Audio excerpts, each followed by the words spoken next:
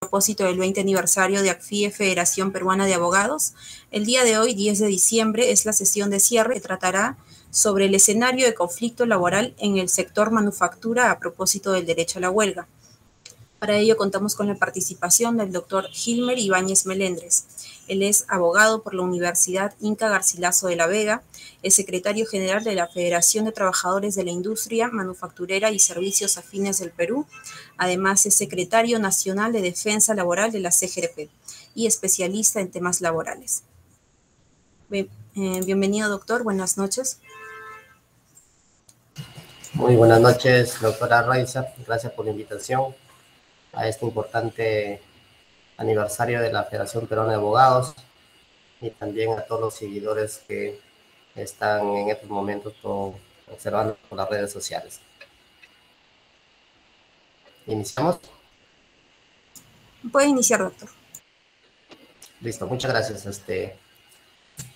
Como ya me ha presentado la doctora Raiza, también que soy presidente de la Federación Peruana de Abogados, por darnos la oportunidad para poder vertir y analizar el procedimiento de huelga, ¿no? Que es uno de los derechos fundamentales de los trabajadores establecido en la Constitución Política del Perú, y también además con tratados internacionales sobre la huelga en nuestro país, que en los últimos años ha sido limitado por normas de menor rango como decretos supremos o directivas del Ministerio de Trabajo, ¿no?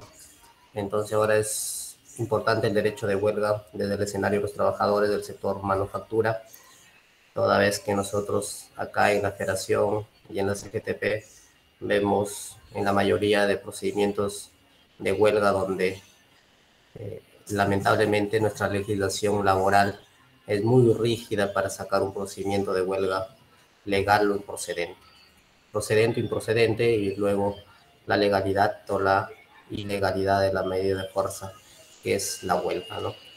En ese escenario es que nos encontramos ahora. Sí, claro, es un nuevo gobierno, pero sin embargo siempre las autoridades administrativas de trabajo, donde califican el procedimiento de huelga, ponen límites y analizan los requisitos formales para el procedimiento de huelga y declaran la nulidad de los procedimientos, como en los últimos meses ha sucedido en nuestro país con las huelgas que se han iniciado acá en la Federación, con sindicatos como Comaxa, como sindicato de Mexichen, sindicatos de la industria, con sindicatos como Yobel, ¿no? Y la discusión es si el Ministerio de Trabajo se encuentra en la facultad de declarar la ilegalidad de la huelga, o es el Poder Judicial, como existe en diferentes partes del mundo, donde nunca se ha visto, por ejemplo, que la autoridad administrativa, que es la que evalúa el procedimiento de huelga para que los trabajadores ejerzan su derecho a la huelga, que es un derecho fundamental, tanto establecido en la Constitución Política del Perú, o también analizada por el Tribunal Constitucional como un derecho fundamental, como un derecho humano. Y es el otro punto también, es los servicios públicos esenciales. En todo el mundo se habla de servicios públicos esenciales, pero sin embargo en nuestro país se ha acuñado el servicio público indispensable, que mayormente es para las empresas industriales, que en realidad no brindan servicios esenciales, pero que se ha acuñado en la Ley de Relaciones Colectivas de Trabajo, la 25593, en el artículo 78, donde habla justamente de servicios indispensables, cosa que en las legislaciones en América Latina u otros países no existe, ¿no? Entonces, se ha acuñado justamente para poner límites al derecho a la medida de fuerza o al derecho a la huelga. Y para eso hemos preparado una PPT, una diapositiva, para analizar el procedimiento de huelga en nuestro país, ¿no? Y como pueden ver en la diapositiva, el procedimiento de huelga en el procedimiento de negociación colectiva, y también ante el incumplimiento de obligaciones laborales debidamente ejecutoriadas por el Poder Judicial. Solamente en dos supuestos se puede hacer la huelga en nuestro país, tanto en el procedimiento de negociación colectiva, donde no se ha llegado a acuerdo en trato directo, conciliación, y luego sigue la huelga, o también desde la conciliación o del trato directo nomás también te puedes ir a la huelga. Y el otro escenario es más complicado. El otro escenario es que Si hay un incumplimiento de un convenio colectivo, tienes que ir al Poder Judicial.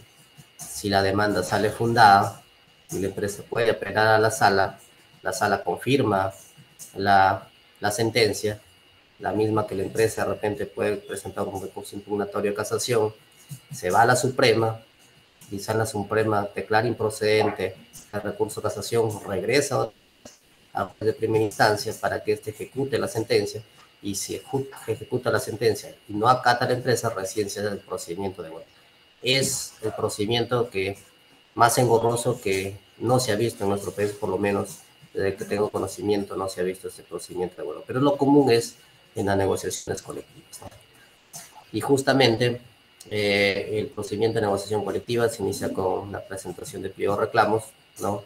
Antes de, hay justamente la asamblea general ordinaria o extraordinaria, cuando se aprueba el pliego de reclamos, con la voluntad de todos los trabajadores, luego lo presentan a la empresa y al Ministerio de Trabajo, y la empresa tiene el plazo de 10 días naturales para que inicie la negociación de trato directo, y si no hay acuerdos en trato directo, esto pasa justamente a tres alternativas. Como ver en el cuadrito, presentación de pliego de reclamos, de días para instalar trato directo, ¿no? Y ahí tienes tres alternativas. Como verán, puedes ir directamente del trato directo a la huelga, puedes tomar la decisión de ir a conciliación, solicitar mediante un documento al Ministerio de Trabajo para que convoque conciliación a las partes, pero también puedes ir a arbitraje. Hay tres alternativas: el derecho a la huelga, arbitraje, conciliación. Pero también el camino que muchos compañeros de muchos sindicatos han tomado, que las empresas también solicitan conciliación, es justamente lo común que era, es presentación de pliego de reclamos, trato directo. Puede haber 1, 2, 3, 4, 5 reuniones. Acá no hay límite de representativo, pero si quieres ir a un arbitraje, si tienes que tener por lo menos 6 reuniones. Para la huelga no es necesario tener 6 reuniones, puede ser 2, 3, 4, 5, 8, 10, 12 o 15, las que sean necesarias. Y para conciliación también de reuniones que sea en trato directo, simplemente en la segunda reunión puedes dar por concluida esta etapa y pasar a conciliación. Y en conciliación también puedes haber 4, 5, 6 reuniones, o hay un plazo acá determinado de reuniones para poder que pase la siguiente. De la conciliación también hay dos alternativas, pues el árbitro. Ese es el procedimiento común de la negociación colectiva. Y como esta ponencia es justamente el derecho a la huelga, no vamos a coger el derecho a la huelga. Lo vamos a exponer.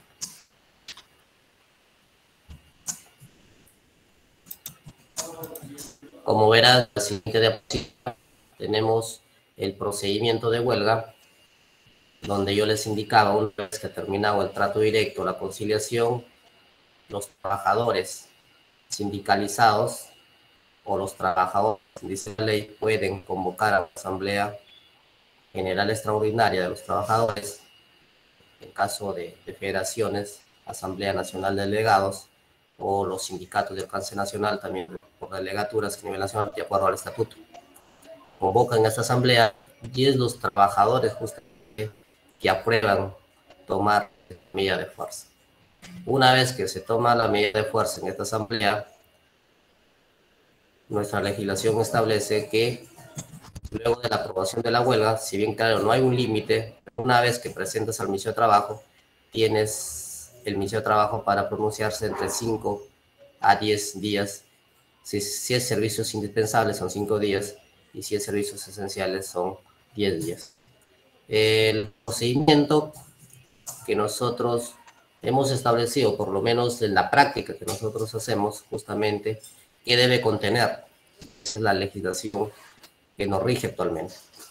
La comunicación a la empresa de inicio de trabajo, primero tiene que comunicarse a la empresa un documento donde indique o donde adjunte el acta de la asamblea, debidamente legalizada, ¿no?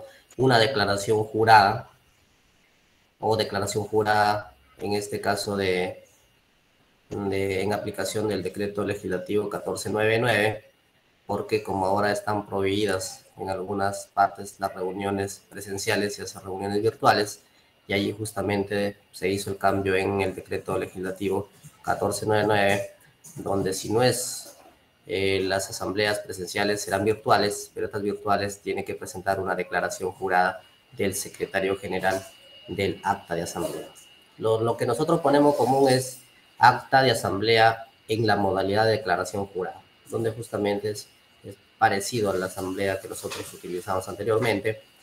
Luego, en el mismo documento va un escrito donde es el acta de votación de la asamblea, donde se establece cuántos trabajadores son votantes, cuántos aprobaron la huelga, cuántas abstenciones y cuántos no aprobaron la huelga. Y en la totalidad se establece la cantidad de votantes a la asamblea por la medida de fuerza. Luego también está la nómina de trabajadores que cubren servicios indispensables o esenciales en caso de empresas públicas, ¿no? Es un formato, un documento también que se elabora muy minucioso en estos últimos tiempos con la reforma que se hizo con el decreto supremo 009-2018, donde se establece una rigurosidad para que los trabajadores cumplan con la nómina de trabajadores de servicios indispensables. ¿Qué pasa si la empresa no comunicó? El sindicato a su propio criterio puede establecer la nómina de trabajadores públicos indispensables. Luego la declaración jurada del secretario general y un dirigente elegido debidamente en la asamblea. Esto también fue modificado en el 2017. Antes de establecía que la declaración jurada tenía que ser de toda la junta directiva, y es por eso que había algunos inconvenientes con algunos compañeros que se podrían desafiliar al sindicato, podrían renunciar, y por lo tanto este requisito a veces poco se cumplía, toda vez que se condicionaba a los dirigentes a renunciar y por lo tanto se boicoteaba la medida de fuerza. Y ahora sí ha cambiado con esta modificatoria, que solamente es una declaración jurada del secretario general y un dirigente elegido en la asamblea. Y luego especificar el ámbito de la huelga, de motivo, duración, día y hora de inicio. El ámbito se alcanza a todos los trabajadores sindicalizados o a todos los trabajadores de la empresa en caso de sindicato mayoritario, ¿no? El motivo de la huelga es la solución de pliegos reclamos. En todo caso, si en el otro supuesto es el incumplimiento de un convenio colectivo, incumplimiento de obligaciones laborales, la duración puede ser determinada o indeterminada, el día y la hora de inicio de la huelga también, lo común que ponemos, inicia la huelga a tal hora, 7 de la mañana, por ejemplo, ¿no? Y culminará cuando se llega a solucionar un pliego. Copia de instalación de trato directo, ¿no? O término de la conciliación, que justamente eso se hace cuando se instala el trato directo y cuando también se lleva al inicio de trabajo la conciliación, y comunicación al empleador. Estos son los requisitos formales que se tiene que cumplir de manera rigurosa para que el procedimiento de huelga salga procedente.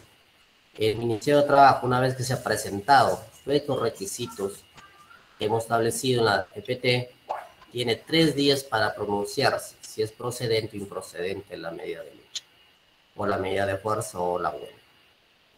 Si es improcedente, el sindicato tiene 3 días para poner, si es en la Dirección de Prevención y Conflictos, presentar un recurso de apelación, y si es en la Dirección General de Trabajo, presentar un recurso de reconsideración. Y acá es justamente el entrampamiento de las últimas huelgas que ha hecho la Federación, y he visto también otros sindicatos, es que justamente acá, si declara procedente, la empresa presenta recurso de apelación, la Dirección Regional del Trabajo la ratifica o la confirma la resolución, y esta presenta recurso de revisión para que se vaya a la Dirección General del Trabajo. Y esta es la que presenta nuevamente, revoca la resolución, o en los últimos años ha establecido nulidad de todo el procedimiento y regresa nuevamente a la Dirección de Prevención y Conflictos para que ésta se pronuncie. nuevamente por el procedimiento de huelga. ¿Y cuáles son los fundamentos? Mayormente es justamente la nómina de trabajadores indispensables. A pesar que se le adjunta todos los documentos, ¿no? De acuerdo a la nómina que se ha trabajado con el Ministerio de Trabajo y el Colegio de Ingenieros, pero sin embargo, acá presenta la nulidad y regresa nuevamente, y otra vez tiene que regresar a la Dirección de Prevención y Conflictos, y si acá sale improcedente, nuevamente podemos presentar recursos de apelación y nuevamente llega a la Dirección General de Trabajo. Por lo tanto, en todo ese periodo se ha pasado prácticamente 30 días, 25 días en la medida de fuerza, y justamente es una presión mediática ahí para que se pueda solucionar el pliego de reclamos, tal como sucedió con los compañeros de Comaxa, que se fueron 37 días de huelga, y justamente hasta la actualidad no llega a la última instancia, que es la Dirección General de Trabajo, donde culmina la vía administrativa. Entonces hay un problema acá, un problema que las autoridades administrativas tienen que tomar en cuenta si hay revocación, porque si es revoca y lógicamente la ilegalidad de la huelga, pero si confirma, seguirá la medida de fuerza. Y lo que no quiere el Ministerio de Trabajo es que haya huelgas, por eso que presionan ahí para que solucionen antes que salga una resolución. Pero aquí también la problemática que se hace hincapié es que una vez que se ha pactado el convenio colectivo, ¿no? Se entiende que ya culminó la huelga, pero sin embargo siguen resolviendo el Ministerio de Trabajo, a pesar que ya hay un documento que se llega a un acuerdo, un acta de levantamiento de la medida de fuerza, donde establece también la ley que la huelga termina por el acuerdo de las partes, y por lo tanto solamente sería la sustracción de la materia, y por lo tanto no resolvería ya y culminaría la huelga. Pero sin embargo las autoridades siguen resolviendo, y al final la ilegalidad de la huelga, y las empresas comienzan con procedimientos administrativos sancionadores a los trabajadores, toda vez que consideran que la huelga ha sido improcedente o ilegal. Entonces es un problema que tiene que resolverse en el Ministerio de Trabajo, para que, si es la autoridad administrativa de trabajo, declarar ilegal la huelga, o en todo caso que se culmine con la vía administrativa y es el Poder Judicial que tendría que declarar la ilegalidad de la huelga. Yo creo que hay una síntesis de acá, de este cuadrito, pero voy a más adelante con nuestra diapositiva.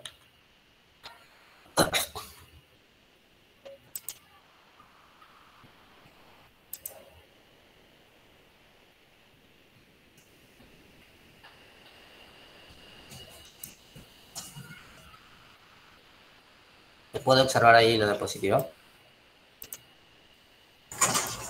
No, está oscuro, doctor. Ahí. Ahí Ahora creo sí. que se puede. Sí. Acá hemos evaluado algunos criterios que hemos extraído de la sentencia del Tribunal Constitucional por referencia al derecho de la huelga, y hay una definición concreta ahí de el doctor Enrique Álvarez Conde, que justamente lo recalca la sentencia del Tribunal Constitucional y que lo caracteriza como un precedente vinculante para otras ocasiones. Que se refiere que se trata de una perturbación que se produce en el normal desenvolvimiento de la vida social, y en particular el proceso de producción, de forma pacífica y no violenta. Quiere decir que si la cadena de producción de una empresa, los trabajadores suspenden su relación laboral o se desvinculan laboralmente, eso lógicamente va a dejar de producir, y es por eso que establece la perturbación que se produce en el normal desenvolvimiento de la vida social y particular el proceso de producción. Como sabemos, todas las empresas tienen una cadena de producción donde se inicia como materia prima hasta culminar como el producto terminado, y por lo tanto todo ese procedimiento se perturba con la medida de fuerza y trabaja no a un 100%, sin embargo a un 40% y 50%, ¿no? También dice en forma pacífica y no violenta, toda huelga debe ser pacífica, toda vez que violenta lo puede declarar ilegal el Ministerio de Trabajo, y hay una controversia, mediante un concierto de voluntades por parte de los trabajadores. Es decir, cuando hay en la asamblea donde se aprueba la huelga, es un concierto de voluntad de todos los trabajadores, donde indican voluntariamente que se quieren ir a la medida de fuerza. Puede ser en votación secreta o a mano alzada, pero todos están de acuerdo con irse a una medida de lucha por la reivindicación de sus derechos laborales. Mediante el ejercicio de este tratadista español, mediante su ejercicio los trabajadores como titulares del derecho se encuentran facultados para desligarse temporalmente sus obligaciones jurídico-contractuales a efectos de poder alcanzar la obtención de algún tipo de mejora o parte de sus empleadores con relación a condiciones socioeconómicas o sociolaborales. Justamente el derecho a la huelga es justamente la suspensión perfecta de labores, ¿no? Ahora que está de moda el decreto de urgencia 038 también, y ahora justamente los trabajadores que no se han vacunado también van a ser sometidos a suspensión perfecta de labores, no los que no se vacunan, los que se puedan vacunar. Justamente la huelga también es un tipo de suspensión perfecta de labores. Se suspende la relación laboral, pero más no la relación laboral concluye.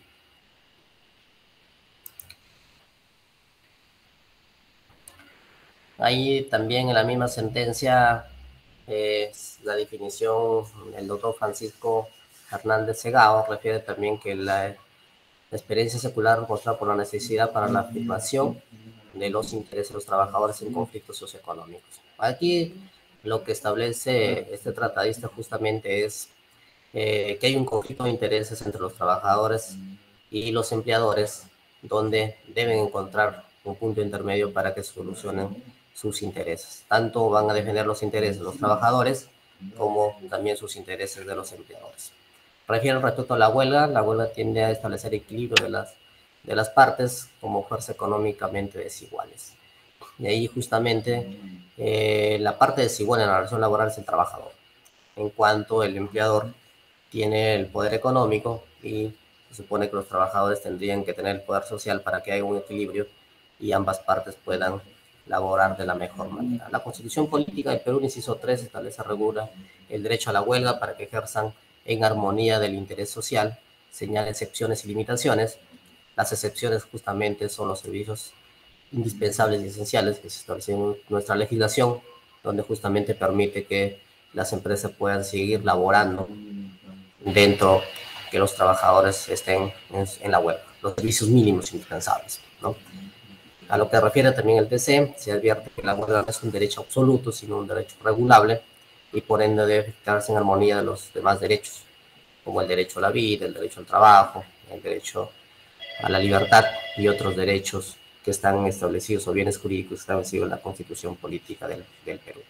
En aquel caso no existe legislación sobre materia, la ausencia no puede ser definida por el impedimento para su cabal efectivación por parte de los titulares del derecho humano. Lo establece como un derecho humano el Tribunal Constitucional.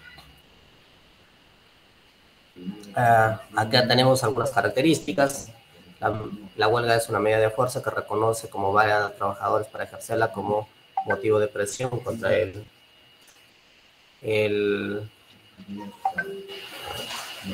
ante la negativa los reclamos los trabajadores y el incumplimiento contractual genera daño al empleador y a los trabajadores.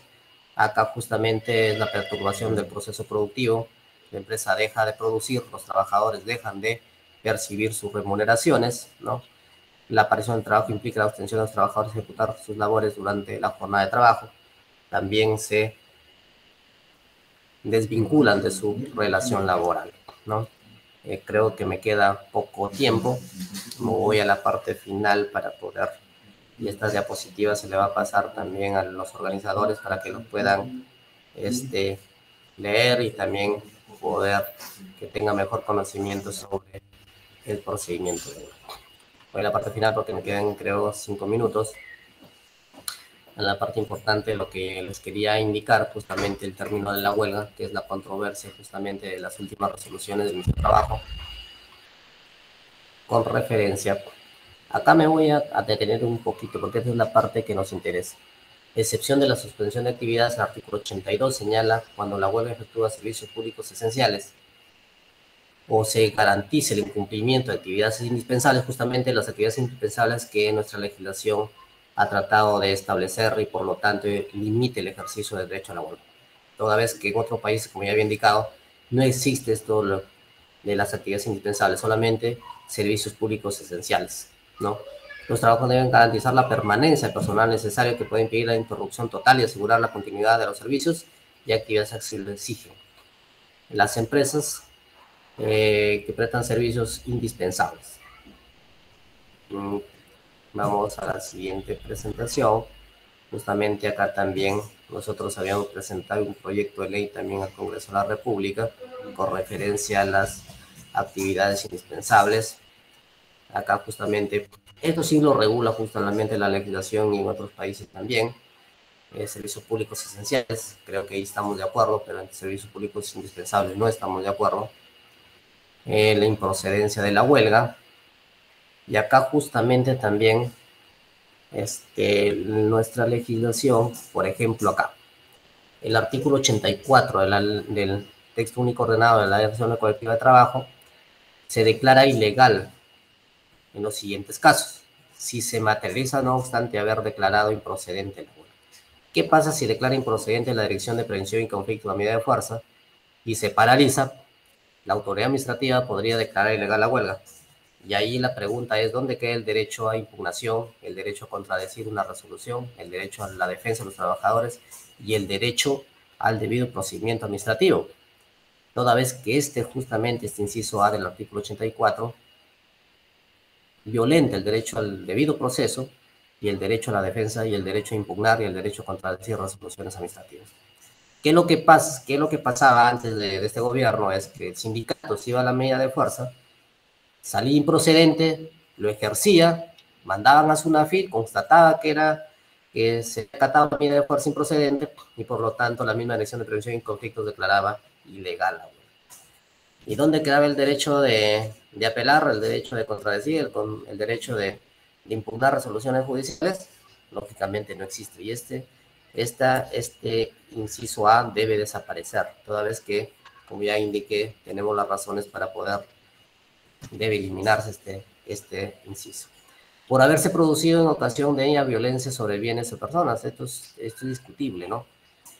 Si hay una huelga totalmente violenta, no sé, pues van y queman la maquinaria o hay violencia fuera de la empresa o con bienes de la empresa, podría declarar ilegal también la autoridad administrativa de trabajo. Por incurrirse en actos de modalidad previstas en el artículo 81, operación inspectiva, trabajo a desgano, es decir, los trabajadores que están laborando podrían hacer una paralización inspectiva de sus labores y por lo tanto también el empleador podría solicitar la ilegalidad de la huelga. Pero ¿quiénes estarían laborando dentro? Solamente los servicios públicos indispensables, en el caso de servicios públicos esenciales, ¿no? Y eso podría también recaer ilegalidad de la huelga. Por no cumplir los requisitos establecidos después del artículo 78, justamente servicios indispensables, por no ser levantada de notificado laudo o resolución definitiva que ponga en término de la controversia. Y acá estamos hablando justamente la controversia era del término de la huelga. El artículo 85 es por acuerdo de partes en conflicto, es decir, si hay un acuerdo, hay un levantamiento, hay un acta y el ministerio sigue con su decisión de resolver la ilegalidad de la huelga o la improcedencia de la huelga, lo que está afectando justamente a los trabajadores. Y es acá que tenemos que nosotros los trabajadores solicitar al Ministerio de Trabajo la sustracción de la materia invocando el artículo 85 de la Ley de Relaciones Colectivas de Trabajo para que salga una resolución que no se pronuncia toda vez que ya se llegó a un acuerdo. Por decisión de los trabajadores pueden tomar una decisión en la asamblea y dar por concluida la medida de fuerza. La resolución suprema en el caso previsto en el artículo 68, caso que se prolongue la huelga derive actos de violencia por ser declarada ilegal. Y ahí el artículo 72 establece el reglamento, la decisión de levantar la medida de fuerza de trabajadores deberá ser comunicada al empleador y la autoridad administrativa de trabajo por lo menos 24 horas de anticipación. No se hace un documento simple y se envía a la autoridad administrativa y a la autoridad administrativa de trabajo y también al empleador que se ha levantado la medida de fuerza. Pero cuando hay acuerdo, lógicamente queda un acta en el Ministerio de Trabajo y por lo tanto se concluye la medida de fuerza. Esto sería toda mi exposición y esperemos que le haya servido de conocimiento para que todos nuestros compañeros trabajadores puedan tener mejor conocimiento, y cuando vayan a una medida de fuerza, la recomendación es que prevén todas las limitaciones que tiene la ley y los trabajadores pueden ejercer su derecho humano, el derecho fundamental, que es el derecho a la huelga. Muchas gracias.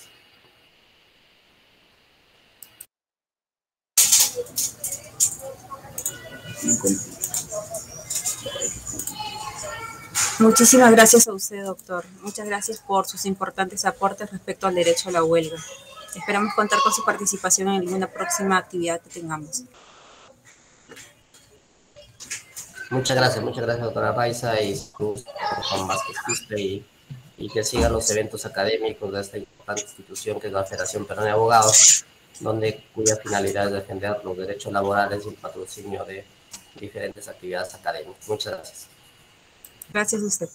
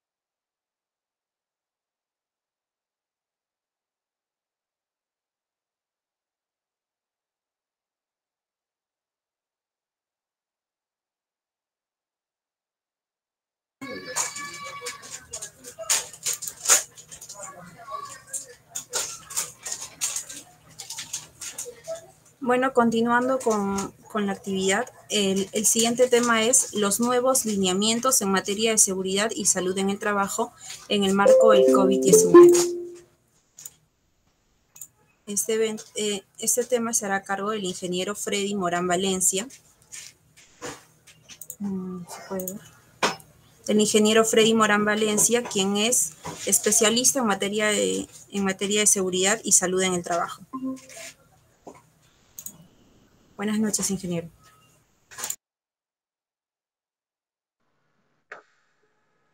Hola, muy buenas noches.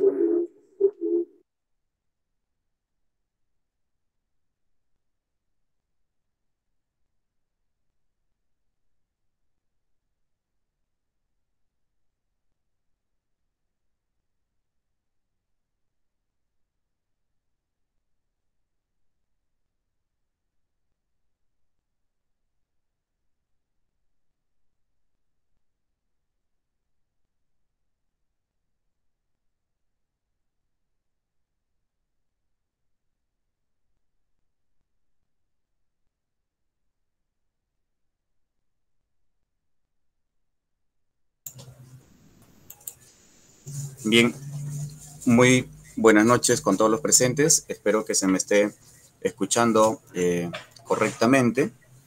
Bien, conmigo vamos a tratar el tema referente a la nueva normativa, ¿no?, que establece la resolución ministerial 1275, ¿no? Esta resolución ministerial que recientemente ha sido aprobado, ¿no?, y que ha derogado, ¿no?, la 972, que también ha cumplido ya un año, ¿no?, del que fue establecido, para un nuevo proceso, ¿no?, de lo que viene a ser el proceso para poder laborar, ¿no?, en todas las fases de reactivación económica, ¿no? En ese sentido, agradezco en principio, pues, a la Federación Peruana de Abogados, a ACFIE, ¿no?, por la invitación para poder llevar a cabo esta conferencia en el marco de su 20 aniversario. Y en ese sentido, pues, este tema es muy vital, ¿no? Porque estamos, pues, en un proceso de 2 años de pandemia, considerando, ¿no?, que nosotros tenemos que tener claro, y es algo que no se dice en todos los espacios, es que una pandemia generalmente cuando se establece aproximadamente tiene un periodo, un tiempo, ¿no? Y esto más o menos está establecido en 6 años. ¿no? Entonces, cuando nosotros decimos, pues no queremos vacunarnos, no quiero ponerme protector facial, no me quiero poner, no quiero cumplir con ninguna de las medidas, ¿no? Entonces, estamos pues de una u otra forma, ¿no? Afectando a mucha población. Y en ese sentido, justamente estas normativas, lo que ayuda es justamente aplicar el principio de la prevención. Y lo que nosotros, ¿no?, tenemos que hacer es justamente hacerle seguimiento a este proceso, ¿no? Vamos un poco más de ya casi, un poco más de 2 años de este proceso de la pandemia, y se han venido dando una serie de normas, ¿no?, en este proceso de la línea de tiempo, en el marco laboral, ¿no? Empezando pues por la 239, 248, 265, ¿no? Y luego el año pasado pues que tenemos la 972 y hoy tenemos pues la 1275, ¿no? Una nueva versión, ¿no? De cómo va a ser, digamos, este proceso, esta directiva administrativa, ¿no? Que nos va a permitir, pues, nuevas formas de elaborar, ¿no? Entonces, como yo les había mencionado al inicio, ¿cuál es el objetivo, ¿no?, que se busca justamente con estas normativas? Lo que se busca, pues, en principio es aplicar el principio de prevención, ¿no? Garantizar, pues, el tema de minimizar, ¿no?, el tema de los riesgos, ¿no?, hacia la salud. O sea, todos en nuestros hogares hemos perdido, pues, un conjunto de familiares, ¿no? Y esto, pues, de una u otra manera nos ha afectado, no solamente económicamente, laboralmente, psicológicamente, ¿no? Sino nos ha venido afectando, pues, de una manera que incluso hasta la actualidad muchos aún todavía, ¿no?, están en un proceso de recuperación, ¿no? Y no estamos hablando solamente de aquellos que han ido a UCI, sino estamos hablando todos aquellos, ¿no?, que hemos tenido pérdidas de familiares, ¿no? En ese sentido, entonces nosotros tenemos que, desde el ámbito de la seguridad y salud en el trabajo, ¿no?, enmarcados en la 29783, ¿no?, o quienes estén teniendo sistemas de gestión a nivel internacional, que viene a ser la 45001, entonces nosotros, pues, tenemos que identificar, ¿no?, nuestros peligros. Y como le dije hace un momento, ¿qué peligros nosotros hemos visto en este proceso? El principio, el peligro biológico, ¿cierto? Este de acá, principalmente, ¿no?, por el SARS-CoV-2. Pero en el transcurso de esta pandemia, pues, este SARS-CoV-2 ha ido mutando y ha tenido, pues, muchas variantes, ¿no? La última que estamos, que hemos sido, que estamos siendo presenciales, ¿no?, o por lo menos estamos viendo, ¿no?, esta variante Omicron, ¿no?, que también ya está presente en muchos de los países. Y cuando hablamos, pues, presente, no solamente es presente en nosotros como trabajadores o como personas, sino en realidad en todos los niveles, ¿no? Entonces, lo que nosotros tenemos que justamente es garantizar estos aspectos. Otro de las cosas que vino acompañado rápidamente es el tema psicológico, ¿no? El proceso psicológico fue muy, no solamente por el estrés, sino también, digamos, por la carga laboral que ha habido. Esto nos ha permitido de una u otra manera tener, ¿no?, digamos, esta sobrecarga, ¿no?, mental, ¿no? Y esto nos ha permitido incluso, además de ello, ¿no?, tener toda la información con la que hay que ir tamizando, ¿no?, de manera permanente. Y entonces nosotros desde el campo, desde el equipo SOMA de la seguridad y salud en el trabajo, tenemos pues que ir explicando, tenemos que ir detallando, ¿no?, con evidencia científica, claro está, ¿no?, todo este proceso de cómo se tiene que garantizar, ¿no? Y bajo nuestra perspectiva, porque una de las cosas que ha ocurrido en estos 2 años es que muchos trabajadores, por no tener una correcta estrategia de comunicación, han fallecido dentro de sus centros laborales. Y cuando fallecen dentro de los centros laborales, ¿no?, ¿qué es lo que se conlleva, no? Por ejemplo, ahí nosotros, los de seguridad y salud en el trabajo, tenemos responsabilidad no solo administrativa, sino tenemos responsabilidad penal si un trabajador fallece dentro de nuestras instalaciones. Entonces, nosotros desde el campo de la seguridad y la salud en el trabajo, lo que tenemos que tomar son actuaciones preventivas, ¿no? Y esto no solamente es por estas responsabilidades, sino también es por salvaguardar, ¿no?, la vida, ¿no? Y detrás de estas vidas, ¿no? Hay todo un conjunto de personas, de familias que nos van justamente, ¿no? De una u otra manera, en algún momento, reclamar, ¿no? Entonces, eso es otro de los aspectos que nosotros también es con la que tenemos que ir estableciendo una estrategia de comunicación. Y sobre esa base, tenemos nosotros también, se estableció, ¿no?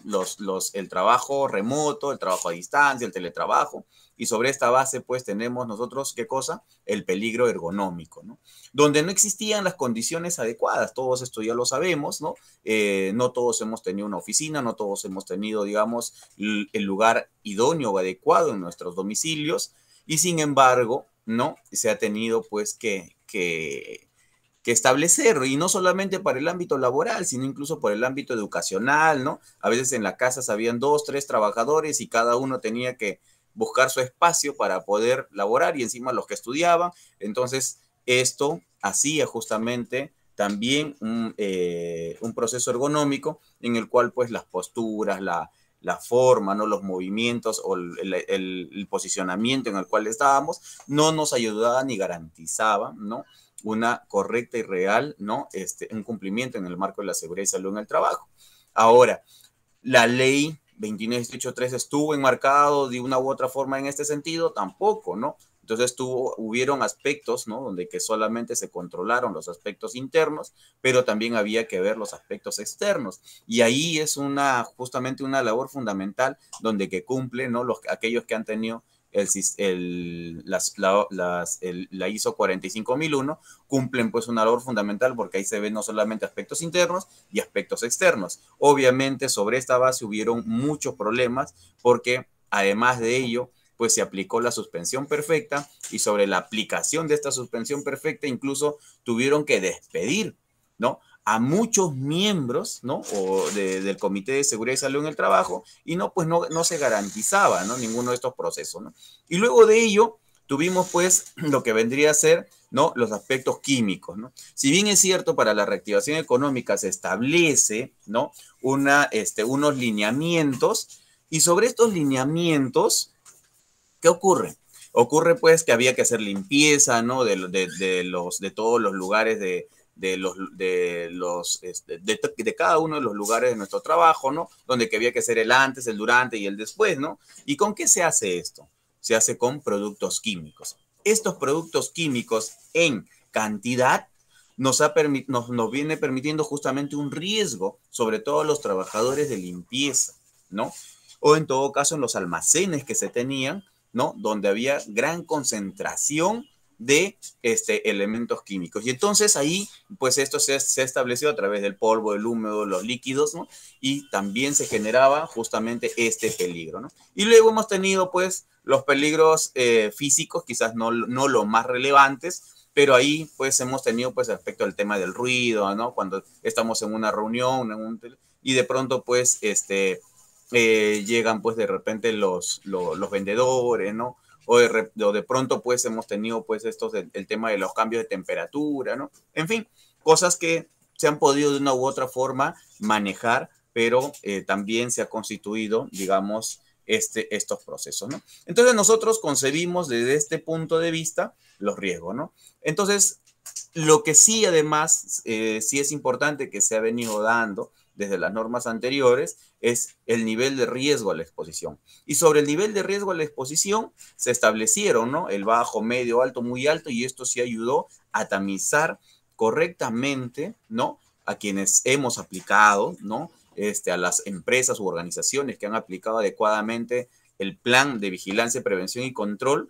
Entonces ha permitido tamizar correctamente a cada uno de sus trabajadores, porque dentro de una organización habían algunos que tenían riesgo bajo y riesgo medio, y entonces esto nos ha ayudado justamente a poder hacer ese tamiz, ¿no?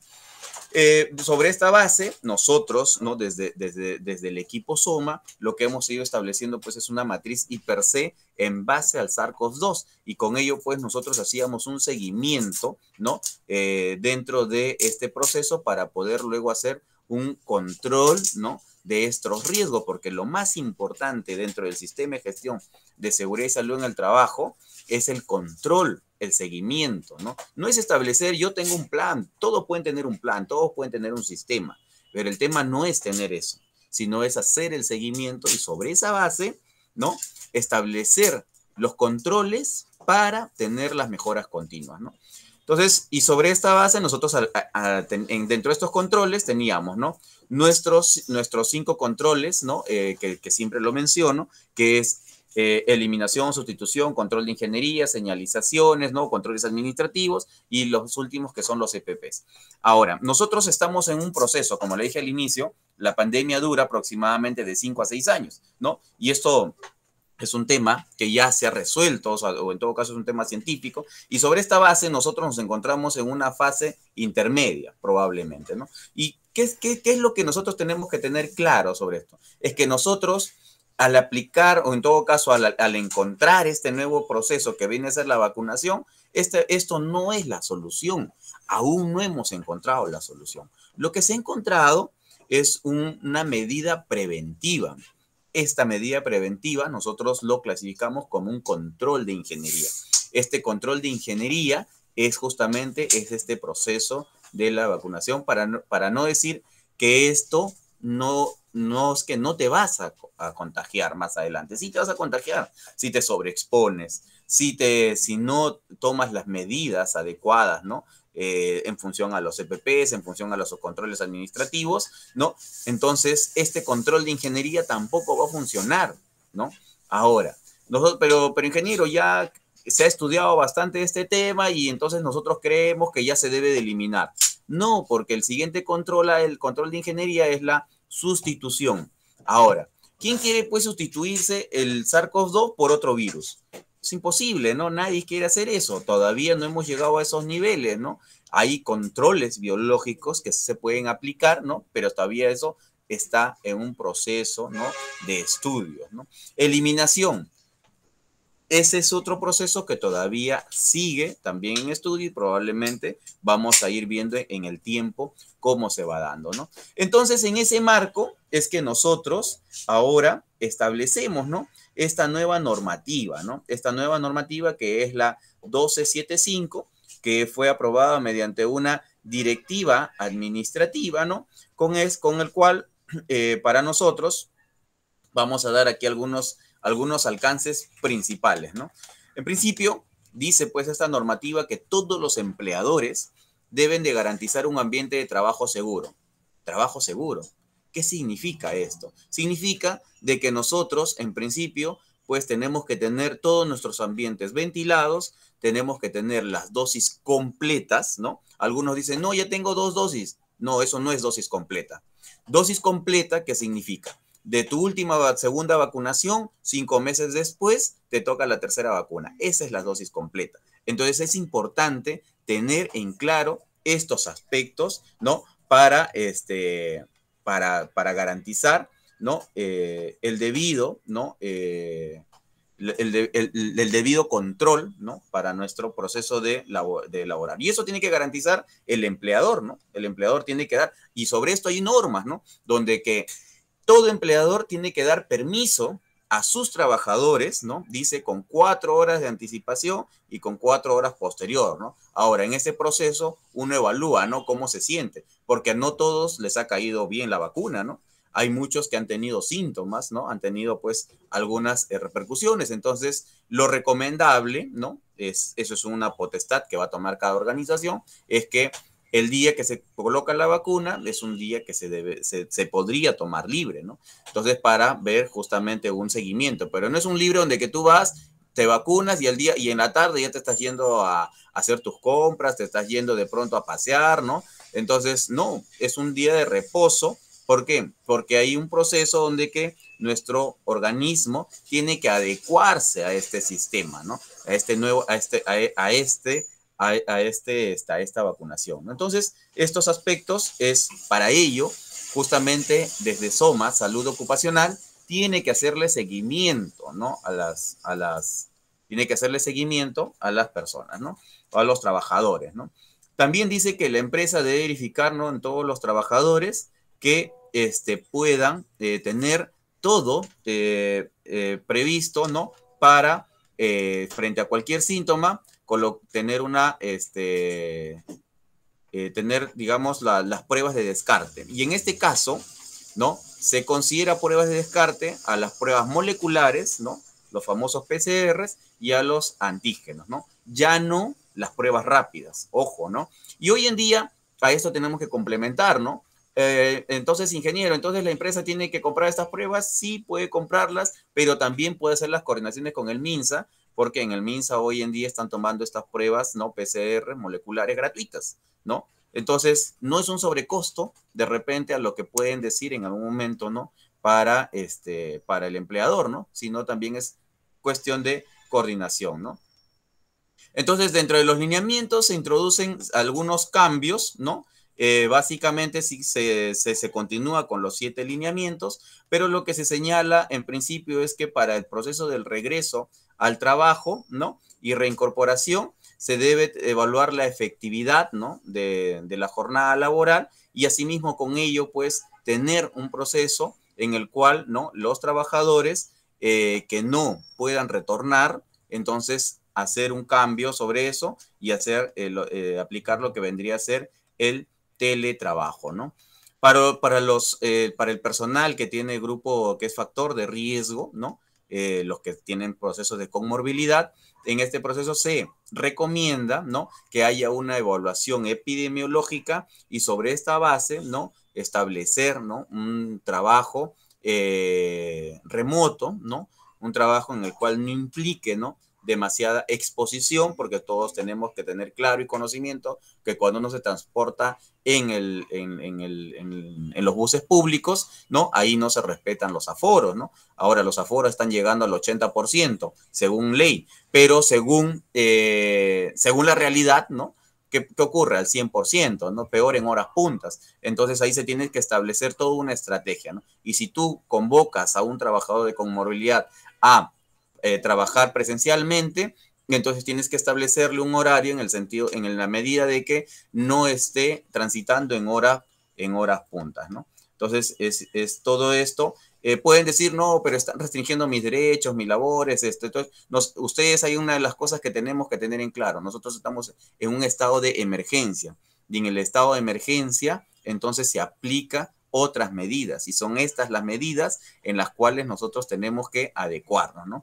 Entonces, sobre esta base, ¿no? Todas las empresas, tanto el sector público o todas las organizaciones del sector público-privado, ¿no? Recuerden, desde 4 trabajadores, ojo, desde 4 trabajadores a más, ¿no? Tienen que adecuarse a la nueva resolución ministerial 1275, ¿no? Y estos tienen que registrarlos ante el MINSA, ¿no? Para poder continuar laborando, ¿no? En algún momento determinado, como ustedes ya comprenderán, SUNAFIL lo que va a establecer de manera virtual, solicitar todos estos planes, ¿no? De prevención y control para poder establecer, ¿no? Las sanciones respectivas, ¿no? Entonces, ¿qué es lo que dispone esta normativa? Asegurar la ventilación de los centros de trabajo de manera correcta. En los lugares cerrados, ¿no? Se solicita que haya mediciones de CO2 para ver justamente si hay una ventilación correcta, ¿no? Dentro de esto se establece que debería haber ventilación natural, ¿no? También se establece de que en casos de que se den la ventilación mecánica, estos deben tener un adecuado, o deben tener unos filtros adecuados, ¿no? Para justamente que no esté circulando el virus, ¿no?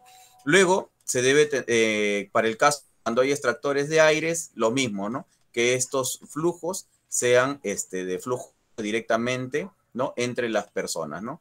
Entonces, sobre esta base es que nosotros vamos a establecer, ¿no? Estas 7 directivas, ¿no? Para poder continuar con nuestras labores, ¿no? Se tiene que establecer los puntos de lavado de mano y desinfección. Hoy es la medida, ¿no? En el caso del uso de las mascarillas, dice, ¿no? Una KN95 o 2 mascarillas quirúrgicas, ¿no? O puede ser una quirúrgica y una común, ¿no? Entonces, esto de aquí se tiene que complementar con el proceso del distanciamiento personal, ¿no? Que se establece que tiene que ser de entre 1,5 metros recomendable, menos hasta a 1 metro, ¿no? Menos de ello no, ¿no?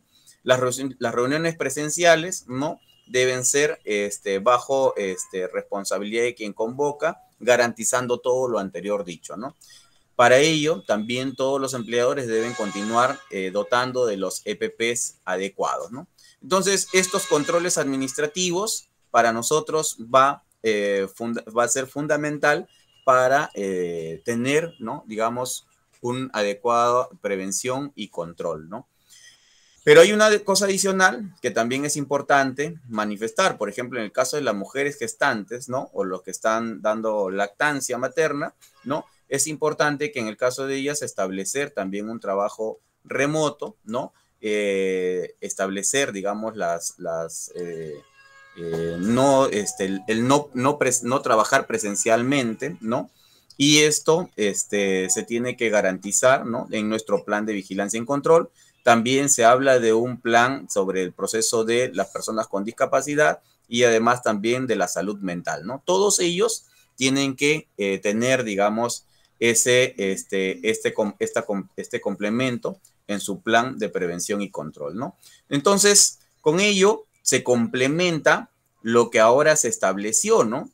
A partir del día de hoy, rige una serie de normativas, y con esto termino, ¿no? Para no extenderme de más, ¿no? Respecto al Decreto Supremo 179 del 2021, ¿no? Hoy día, 10 de diciembre, ¿no? Se inicia un nuevo proceso, ¿no? Que es, en principio, que para poder laborar, en principio, las organizaciones cumplir con los 7 lineamientos, ¿no? Que se aprobó, ¿no? Mediante la 1275. Asimismo, también, ¿no?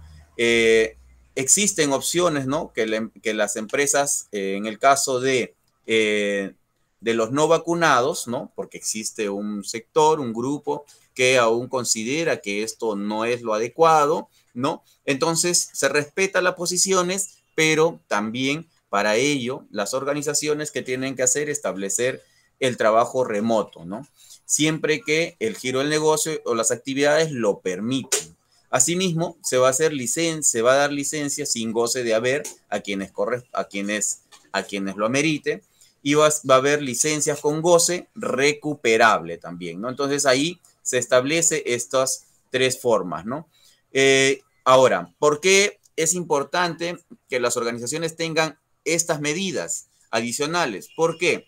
Porque además son posibles, ¿no? De sanciones en el marco del retorno presencial, ¿no? Entonces, para eso SUNAFIL ya establece, ¿no? Y ustedes saben que el proceso de las multas va a ir desde los que son microempresas, pequeña empresa y no pyme, ¿no? De acuerdo a la cantidad de trabajadores y de acuerdo al nivel de riesgo, ¿no?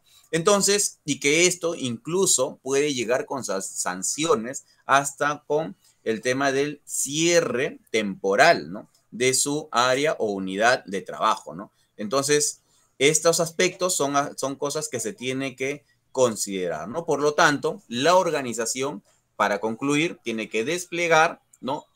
Tiene que desplegar, ¿no? Sus medidas, ¿no? Y tiene que su organización adecuarlo a un nuevo proceso, tiene que preparar, ¿no? Todo este nuevo escenario, y sobre todo hay que seguir sensibilizando.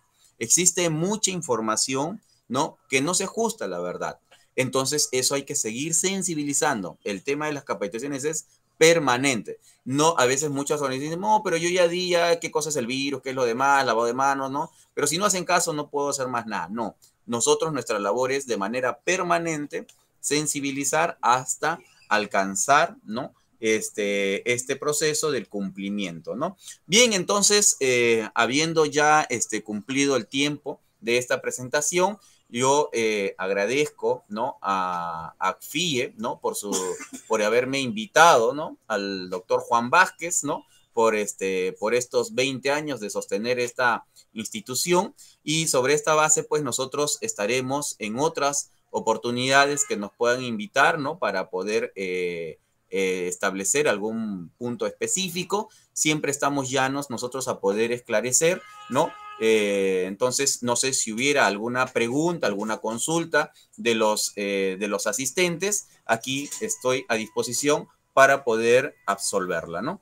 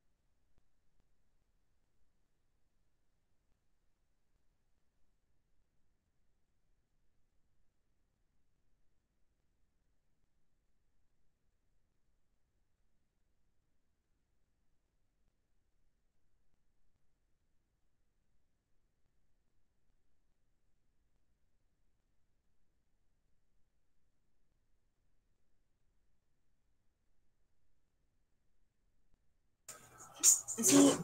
Ah, un momento.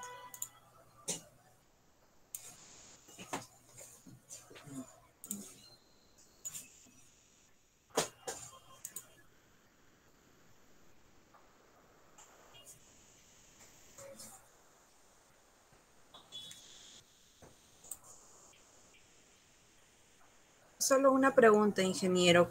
¿Cuál considera usted que son las medidas preventivas que debe asumir la empresa en cuanto a la salud mental de los trabajadores?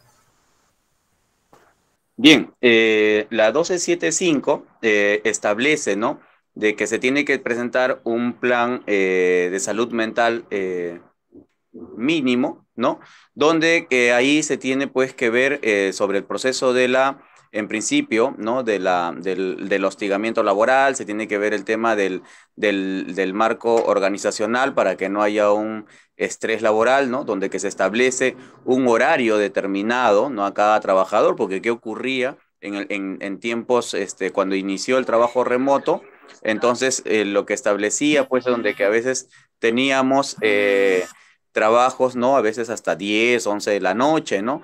Y reiniciaba en 8, 7 de la mañana. Entonces, estos aspectos son las que dentro de este plan, ¿no?, de salud mental se tiene que ir fortaleciendo, ¿no? Bueno, eso es en principio básicamente respecto a este proceso, lo que vendría a ser el tema de salud mental, ¿no?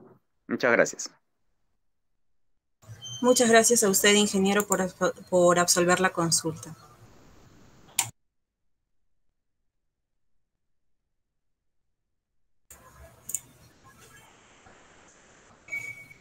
Bueno, a continuación, el doctor Juan Vázquez Quispe es quien va a dar las resoluciones finales, las conclusiones a las que hemos arribado en este tercer Congreso Anual sobre Derecho del Trabajo.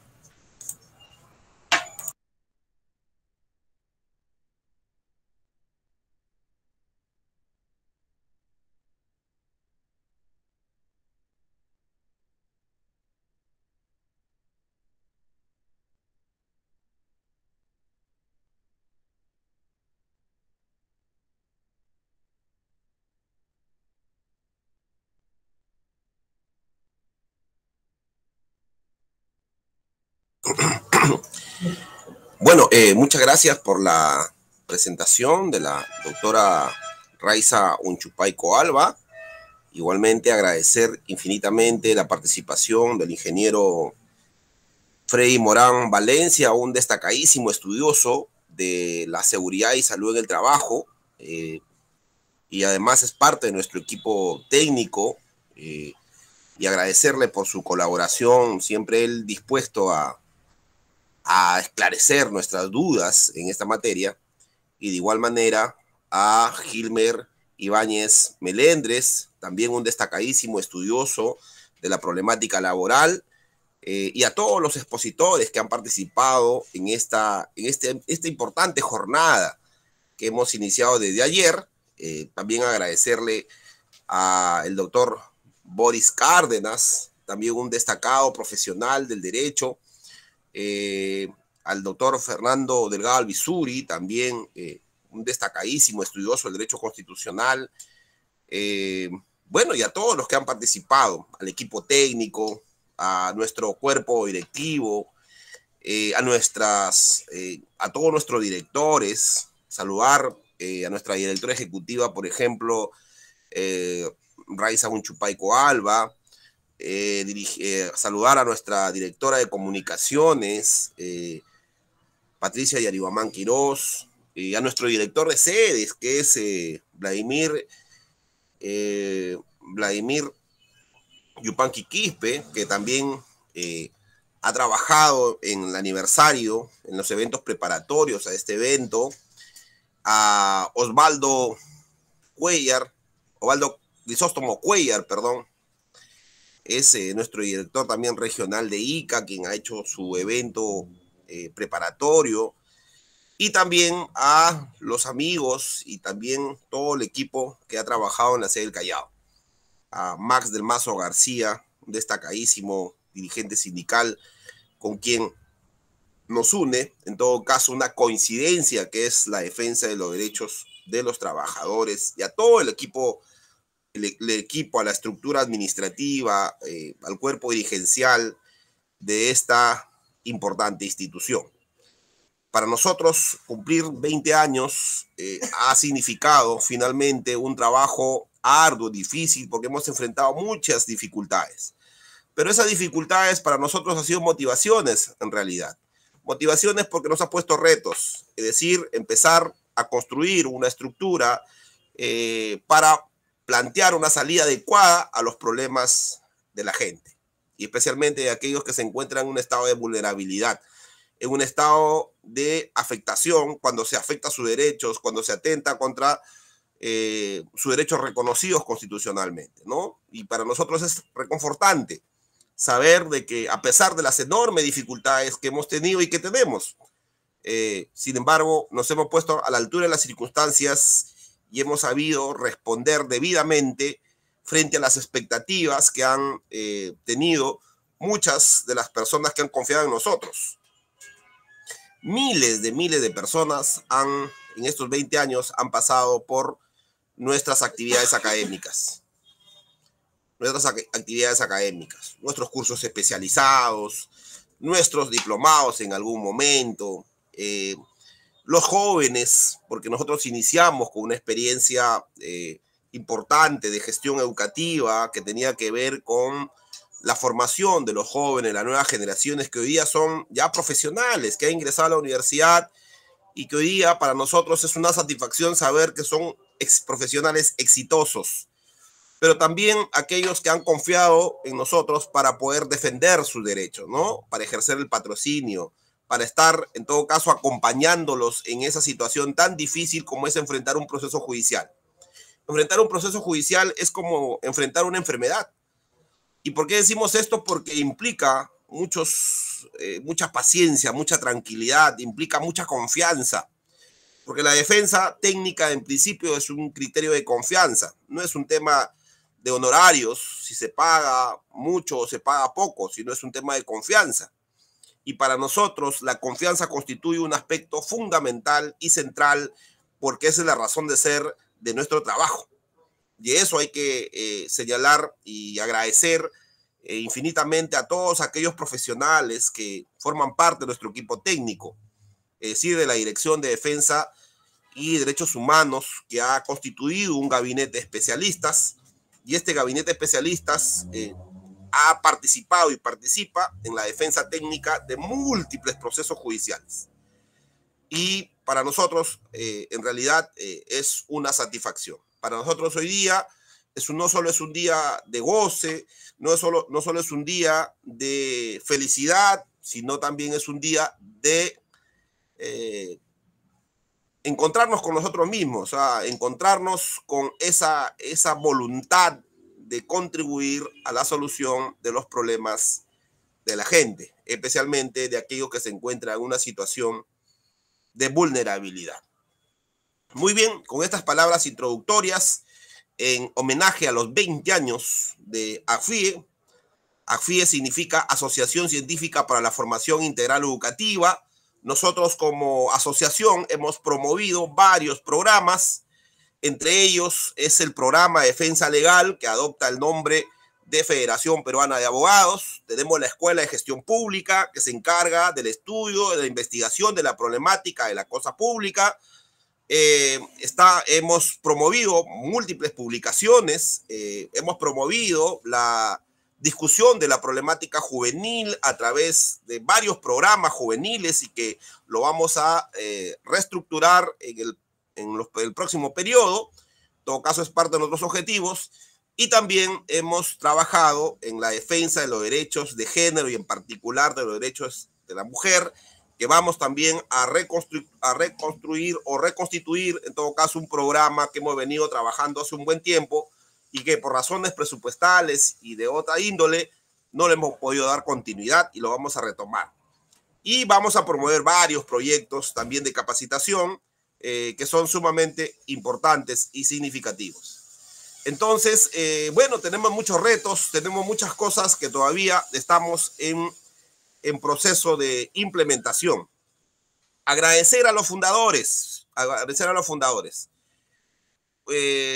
Hay dos personas que son sumamente importantes, que han cumplido. En todo caso, tuvimos esa visión de constituir esta organización. Me refiero fundamentalmente a Esteban Vázquez Quispe. Si bien es una persona no vinculada al ámbito académico, pero contribuyó mucho y ha contribuido mucho a la continuidad de esta institución, y de igual manera a Martín Colán Torres, que es también parte de la fundación de la institución, y bueno, agradecerle en todo caso por su participación en esta iniciativa, que fue sumamente difícil en su momento, pero hoy día en todo caso podemos reconocer que a pesar de las debilidades que puedan existir, nosotros seguimos avanzando, seguimos planteando salidas a los amplios problemas que tiene la ciudadanía, nuestros compatriotas, especialmente aquellos que se encuentran en una situación de vulnerabilidad.